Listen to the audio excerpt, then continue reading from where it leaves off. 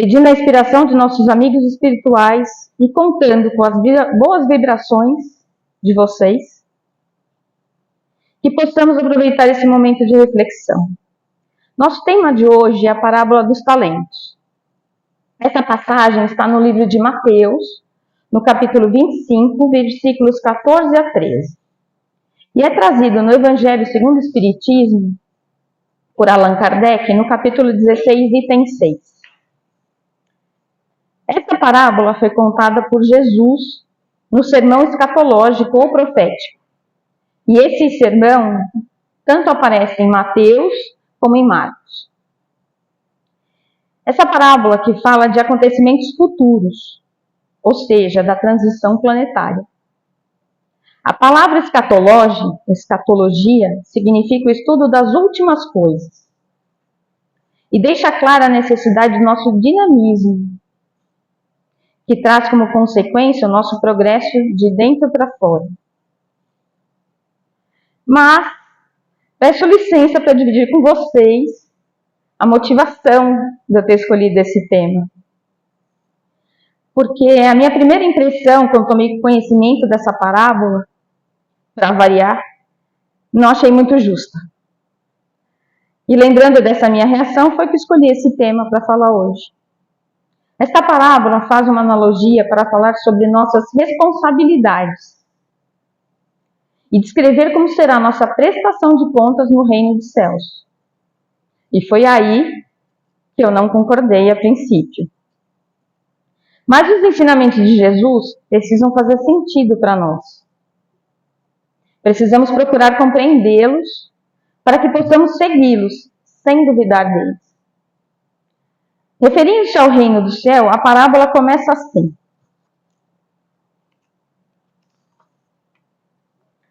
Pois será um homem que, viajando para o estrangeiro, chamou seus servos e entregou-lhes seus bens. A um deu 5 talentos, a outro 2 e a outro 1. Aqui uma paradinha para explicar. Seus bens eram moedas chamadas talentos. Hoje em dia, para nós, talento é capacidade, aptidão, até nome de chocolate. Mas na época de Jesus era unidade monetária. Estima-se que o talento valia o equivalente a 6.000 denários. E que um denário era o salário pago por um dia de trabalho. Então, um talento equivale a quase 20 anos de salário. Muito dinheiro. Podemos supor que esse senhor era muito rico e não queria que, em sua ausência, seu dinheiro ficasse parado. Vamos continuar na parada. Então, ele deu 5 talentos para um, 2 para outro, 1 para outro. A cada um de acordo com sua capacidade. E partiu. Atenção aqui. Ele deu os talentos conforme a capacidade de cada um. Afinal, já os conhecia. Imediatamente, o que recebera 5 talentos, saiu a trabalhar com eles. E ganhou outros 5. Da mesma maneira, o que recebera 2, ganhou outros 2. Mas aquele que recebera um só, tomou e foi abrir uma cova no chão. E enterrou o dinheiro do seu senhor. Parece, pelo que eu pesquisei, que isso era uma prática comum naquela época para proteger o dinheiro, enterrar. Aqui veio a minha primeira questão. Se eu não sou muito boa, não entendo de investimentos, vai que eu faço uma besteira. Então eu também guardaria muito bem guardado um talento que recebi. Assim não correria o risco de não conseguir devolvê-lo. Já imaginou o carão que passaria quando o senhor viesse me cobrar e eu não tivesse nada para devolver?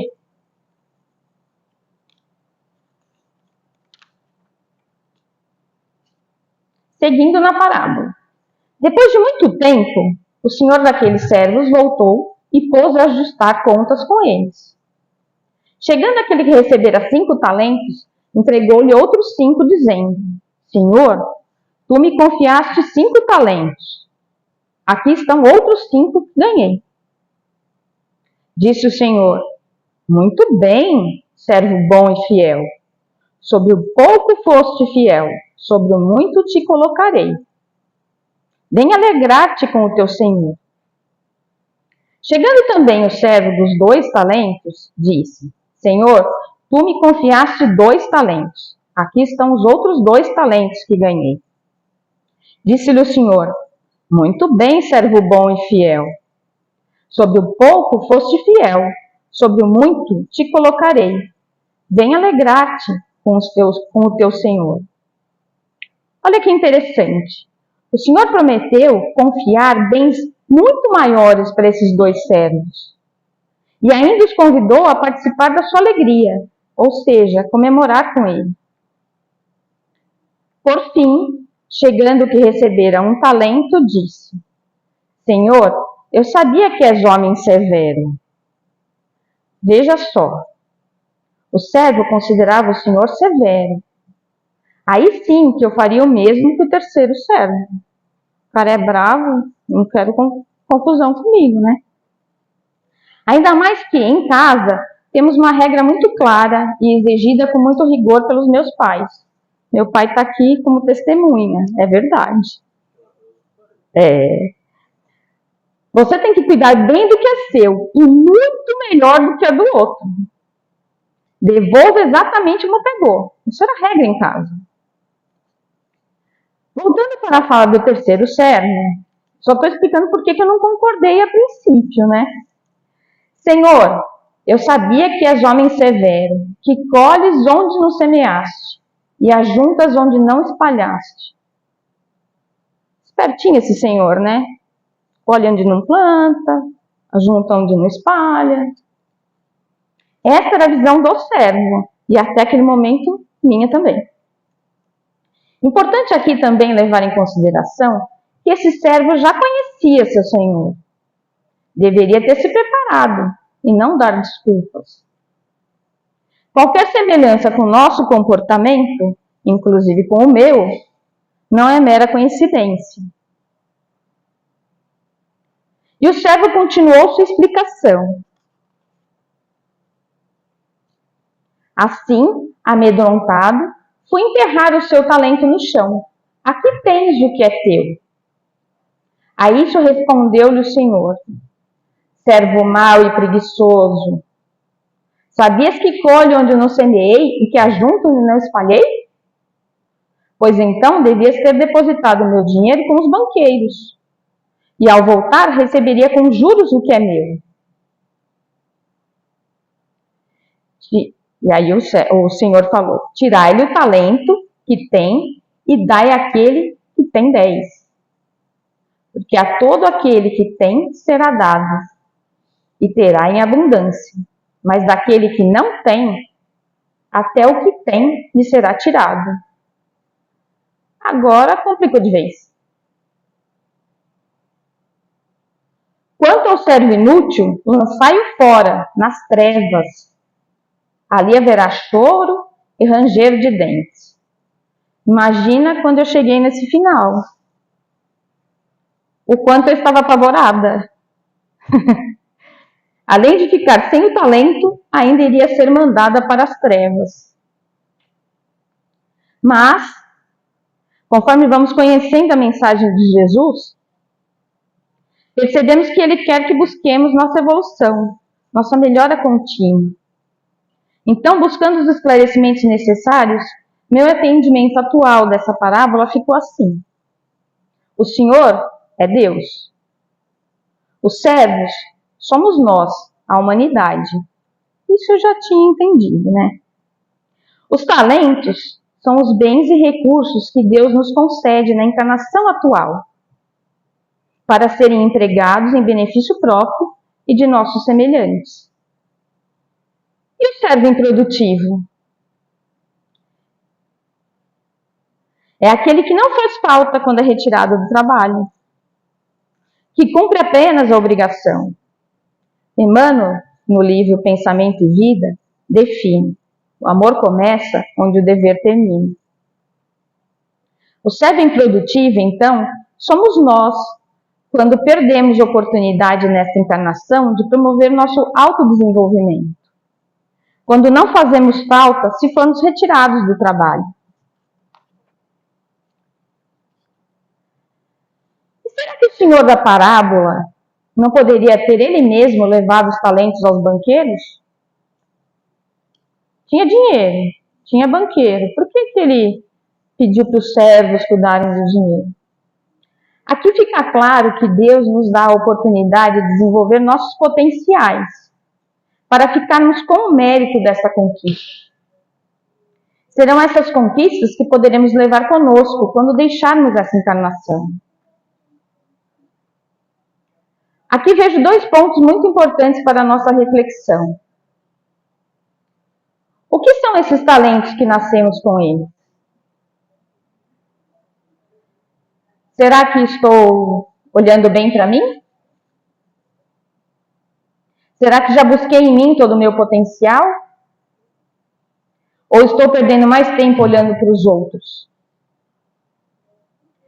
Mas se talentos são os bens e recursos que Deus me deu, conforme minha capacidade, posso considerar meus pais como talentos? Minha casa, meus filhos, minha capacidade de fazer um bolo, um café cheiroso, minha capacidade de ouvir, falar, andar, pensar, cantar, dançar, dirigir. Tanta coisa que temos.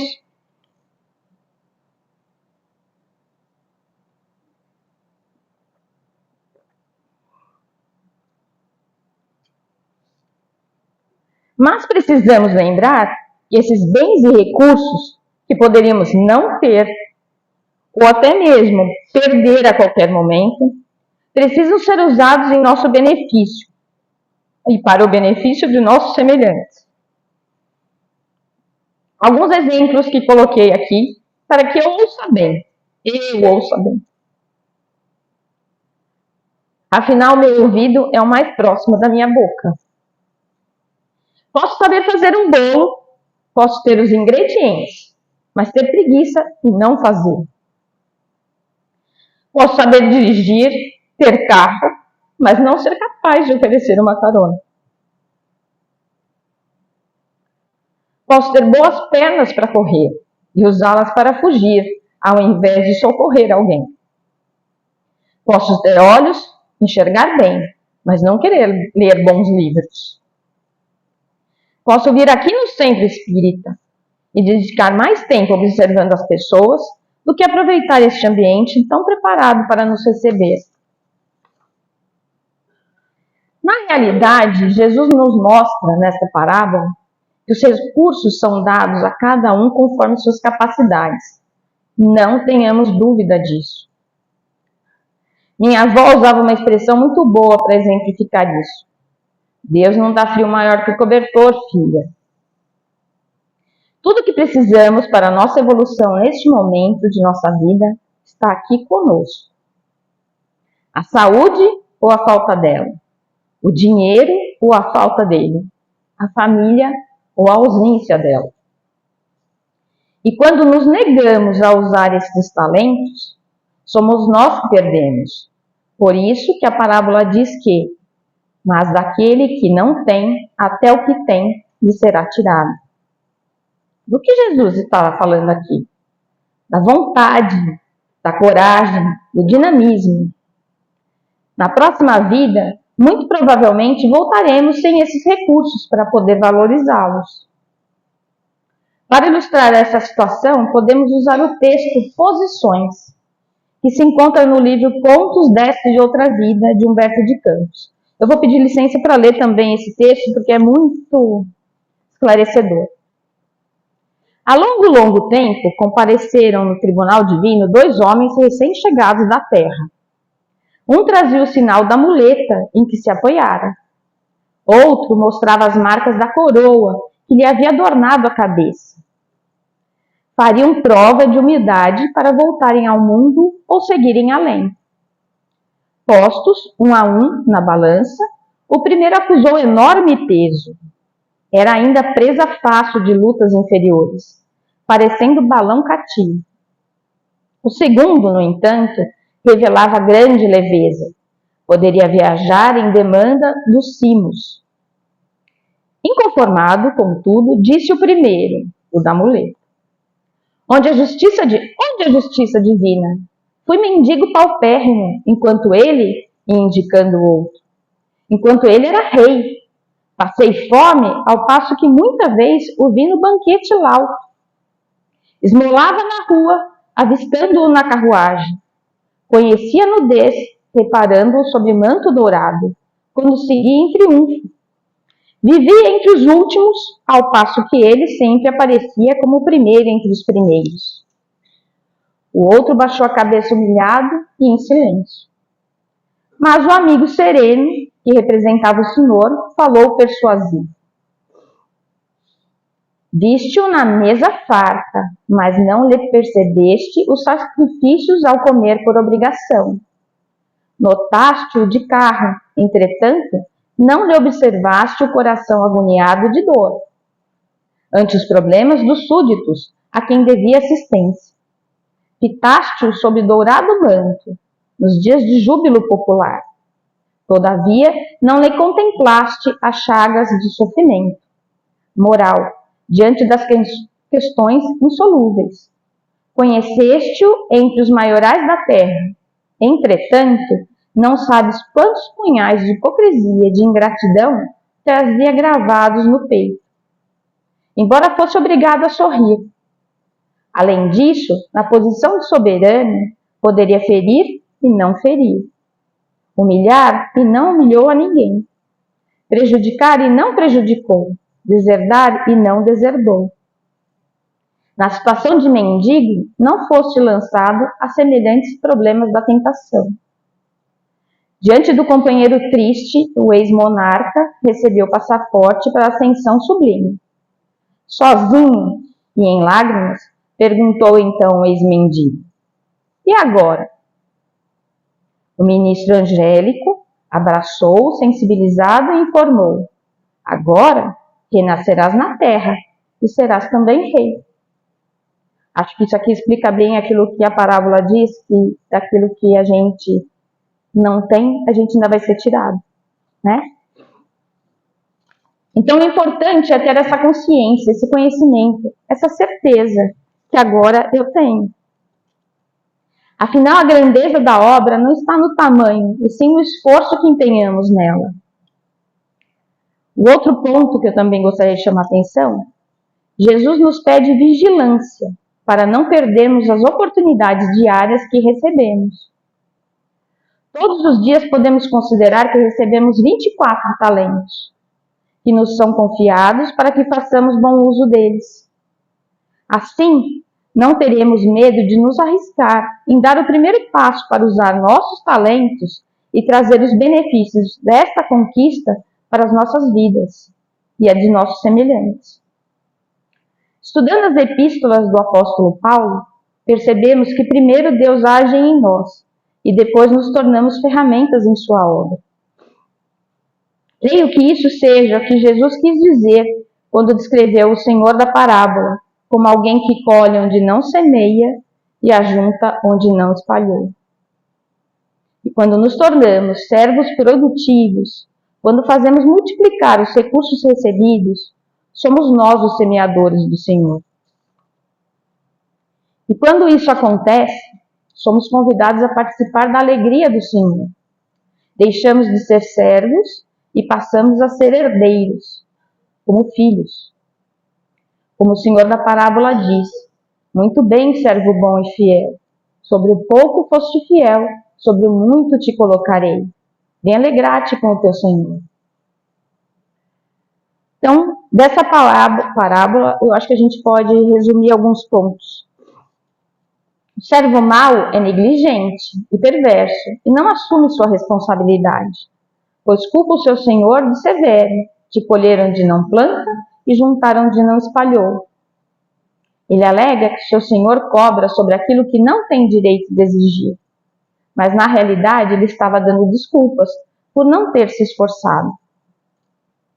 Deus não é injusto. Ele nos fornece talentos, dons, habilidades, oportunidades, conforme nossa capacidade. Ele seria injusto se confiasse a nós algo que não tivéssemos capacidade de administrar. Lembra do cobertor que a minha avó falava? Também nos ensina que nada do que temos é de fato nosso. Somos apenas depositários. Não somos donos dos talentos que recebemos. Nossa função é administrar e zelar pelo que Deus nos dá. Devemos multiplicar o que recebemos de Deus. Ao recebermos os talentos, devemos gratidão a Deus por ter depositado em nós tamanha confiança. Devemos aperfeiçoá-los a fim que sejam úteis na obra do Senhor. Os talentos são valiosos, mas há algo ainda mais valioso. Nada do que temos nesta encarnação é mais valioso que a promessa que o Senhor nos faz de participarmos de sua eterna alegria. Que possamos hoje ser melhores que ontem e amanhã melhores que hoje. Que assim seja.